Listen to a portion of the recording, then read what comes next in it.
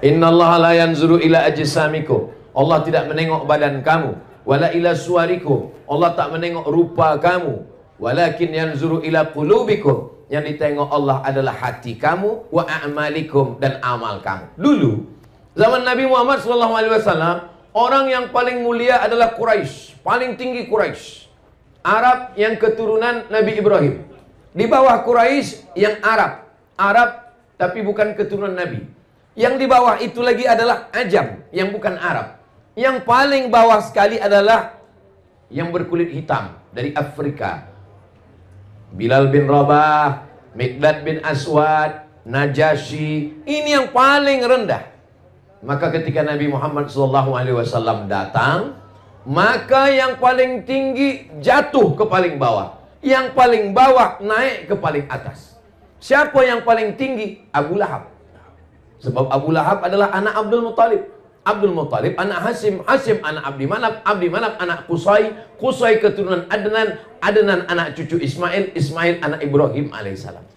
Jadi Abu Lahab itu darahnya adalah darah Nabi Ibrahim, darah Nabi Ismail turun kepada Abu Lahab. Abu Lahab yang di atas turun ke bawah. Tabbat yada Abi Lahabin wa tab, ma aghna anhu maluhu wa ma kasab, sayasla naran dzata lahab wa imra'atuhu hammalatal hatab fi jidha hablum mim masad. Yang paling tinggi Quraisy menjadi jatuh ke bawah. Siapa yang paling rendah? Bilal. Bilal paling rendah sebab di Afrika. Kampung Bilal itu namanya Nubia.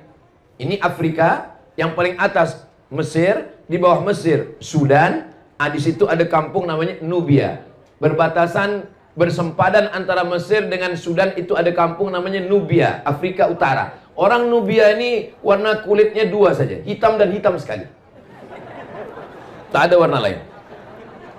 Bilal bin Rabah yang paling bawah, paling rendah, miskin, hitam, budak, hamba sahaya, tak ada apa-apa. Tapi Bilal diangkat Allah menjadi paling atas.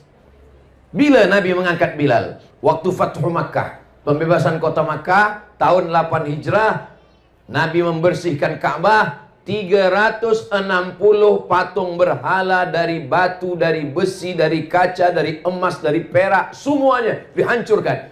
Lalu kemudian tibalah masanya. Siapa yang akan naik ke atas Ka'bah mengumandangkan azan? Nabi tidak memanggil Abu Bakar, Nabi tidak memanggil Umar, Nabi tidak memanggil Utsman, Nabi tidak memanggil Miqdad. Nabi memanggil Bilal bin Rabah. Wahai Bilal, naik ke atas. Bilal yang selama ini paling rendah, hitam, susah, miskin, budak, hamba sahaya. Bilal naik ke atas, dia yang mengumandangkan azan. Allahu Akbar, Allahu Akbar. Apa kata orang kafir musyrik jahiliyah di Makkah waktu itu? Alhamdulillah ayah saya dah mati sehingga tidak menengok burung gagak hitam ini naik ke atas Ka'bah. Jadi Islam bukan hanya setakat sembahyang, bukan hanya setakat puasa sunat, bukan hanya setakat berzikir baca Quran, bukan hanya setakat jaga malam tahajud, tapi juga bagaimana kita merendahkan hati kita, yang kita merasa lebih tinggi menjadi jatuh ke bawah, yang di bawah boleh naik ke atas. Inilah yang membuat Abu Jahal, Abu Lahab, dan abu-abu yang lain tak sanggup. Karena mereka untuk duduk bersama dengan Bilal ini merasa berat. Bilal yang susah, Bilal yang hitam, Bilal yang budak kami. Kenapa kami boleh satu majlis dengan Bilal? Nabi Muhammad SAW ingin mengangkat darjah manusia. Manusia ini sama di hadapan Allah Subhanahu wa taala. La fadla bainal Arabi wal Ajam. Tak ada beza antara yang Arab dengan yang bukan Arab. Wala farqa bainal abyadi wal aswad. Tak ada beza antara yang putih dengan yang hitam. Kullukum min Adam. Semua kamu dari Adam. Wa Adam min turab. Dan Adam dari tanah. Dari tanah balik kepada tanah, akan dimakan cacing tanah, masuk ke lubang tanah. Maka kita tiada kemuliaan. Kita mulia karena asyhadu an la ilaha illallah wa asyhadu anna Muhammadan Rasulullah. Kalimatu haqqin 'alaiha. Kalimat hak 'alaiha nahya, dengan itu kita hidup. Wa 'alaiha namutu, dengan itu kita mati. Wa biha nub'atsu, dengan itu pula nanti kita akan dibangkitkan di padang mahsyar bersama Nabi Muhammad dan masuk ke dalam surga bersama Nabi Muhammad sallallahu alaihi wasallam. Amin ya rabbal. Nabi memanggil Bilal. Bilal, ta'al, Bilal, kesini sekejap. Ada apa ya Rasulullah? Sami'tu dafana 'alaika baina yadayya fil jannah. saya mendengar suara selipar engkau di dalam surga. Lalu Nabi berkata kepada Bilal, apa amalan engkau wahai Bilal? Kata Bilal, saya tak pernah meninggalkan 2 rakaat selepas wudhu. Bagi yang sudah melaksanakan, alhamdulillah. Bagi yang masih ragu-ragu, dalilnya sahih, tiada keraguan sedikit pun, hadisnya sahih. Malam nanti boleh, siang boleh, pagi boleh, petang boleh. Ambil wuduk, selepas ambil wuduk, usalli sunnatal wuduk raka'ataini lillahi ta'ala. Ini pun tak pernah dibuat Nabi.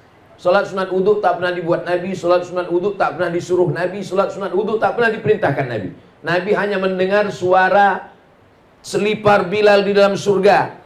Maka Nabi memanggil Bilal, apa amal engkau wahai Bilal? Kata Bilal, saya tak pernah meninggalkan 2 rakaat selepas berwudu. Ini juga dalil bagi orang membantah yang mengatakan kalau tidak dibuat Nabi bid'ah. Pendek saja kaedah yang dibuat orang sekarang, kalau tidak dibuat Nabi bid'ah. Seandainya kaedah itu yang dipakai Nabi, pasti Nabi memanggil Bilal. Bilal, kesini sekejap. Apa amal engkau? Amal saya solat sunat selepas wudhu. Kalau tidak, saya buat bid'ah. Awak pelaku bid'ah, masuk neraka jahanam. Tapi Nabi tak ada mengatakan itu kepada Bilal.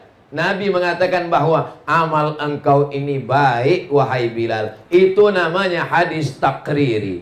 Kalau ada orang mengatakan Nabi yang melakukan, hadis fi'li. Nabi yang mencakapkan, hadis qauli. Nabi tidak mencakapkan, Nabi tidak mengatakan, Nabi tidak mengucapkan, Nabi tidak melakukan, tapi dia bersetuju dengan perbuatan sahabat. Hadis takriri. Selepas Bilal ditanya. Waktu Bilal belum ditanya, hadis apa namanya?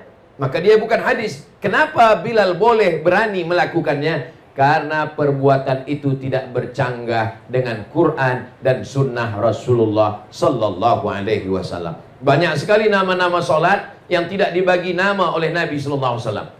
Masuk ke dalam masjid, keluar daripada masjid, masuk masjid, solat sunat 2 rakaat.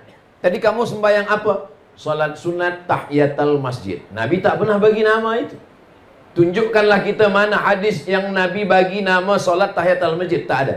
Nabi hanya mengatakan, idza dakhala ahadukumul masjid, kalau kamu masuk masjid, fala yajlis, jangan duduk, hatta yusalli rak'ataini, hingga solat 2 rakaat. Namanya tak ada. Jadi membagi nama 2 rakaat tahiyatul masjid itu pun bid'ah, karena Nabi tidak pernah membagi nama itu. Jadi kalau kita mengatakan nama yang dibuat-buat itu adalah bid'ah, berarti apa namanya? Nanti bila saya ditanya orang, tadi Ustaz Somad solat apa? Tadi saya solat apabila kamu masuk masjid maka janganlah duduk kecuali solat 2 rakaat. Panjang betul namanya. Maka dibuatlah nama yang pendek, solat sunat 2 rakaat. Solat sunat nisfu Sya'ban. Tak pernah Nabi membuat solat sunat nisfu Sya'ban, tapi memperbanyak solat sunat di malam nisfu Sya'ban adalah amalan Nabi. Solat apa namanya? Bersesuaian dengan nisfu Sya'ban, solat nisfu Sya'ban. Nabi bertamu ke rumah sahabat. Sampai di rumah sahabat, Nabi diberikan jamuan makan. Selepas makan Nabi minum. Selepas minum Nabi bertanya, aina turidu an usolli? Di mana kamu mahu saya melaksanakan solat di rumahmu ini? Lalu sahabat itu menunjuk tempat di sudut rumahnya. Solatlah di sini ya Rasulullah. Lalu Nabi pun solat di sudut itu. Solat apa namanya? Tak ada namanya. Apa usollinya? Bagaimana niatnya? Usolli sunatan rakaataini, selepas dibagi jamuan makan lillahi ta'ala. Doa yang paling afdal adalah doa yang didahului dengan solat 2 rakaat. Maka ini masuk dalam yang disebut dengan solat sunat hajat. Hajatnya ingin mendoakan sahibul bait. Hajatnya ingin mendoakan orang supaya lekas jumpa jodoh menikah. Hajatnya ingin supaya yang sudah menikah punya anak keturunan. Usolli sunnatal hajat rakaataini lillahi ta'ala. Begitulah amalan-amalan yang dulu namanya belum ada, namanya datang belakangan. Begitu juga dengan amalan-amalan yang dulu belum ada, tapi kemudian ada belakangan. Tapi dasar asas daripada dalilnya tetaplah dari Quran dan sunnah Rasulullah Sallallahu Alaihi Wasallam. Maka perbuatan-perbuatan kita yang amat sangat banyak sekali, selama dalil amnya masih ada, maka dia masih bernaung di bawah Quran dan sunnah. Adapun perbuatan yang tidak boleh, yang bid'ah, yang dhalalah, yang mungkarah, bid'ah dibuat-buat, dhalalah sesat, finnar masuk neraka, itu adalah perbuatan yang tak ada dalil sama sekali. Tak ada dalam Quran, tak ada dalam hadis, tak ada dalam ijma', tak ada dalam qiyas. Hari panas terik, pergi ke bawah tiang, lalu kemudian tegak sampai berpeluh, menatap matahari ke atas. Bila ditanya, apa yang sedang awak lakukan? Semakin berpeluh, semakin banyak pahala. Itu bukan saking banyak peluh banyak pahala, makin banyak peluh banyak sakit kepala. Maka ini bukan perbuatan yang baik, karena tidak ada dalam Quran, tidak ada dalam sunnah, tidak ada dalam hadis, tidak ada dalam ijma', tidak ada dalam qiyas, tidak ada tuntunan dari Allah dan dari Rasulullah sallallahu alaihi wasallam.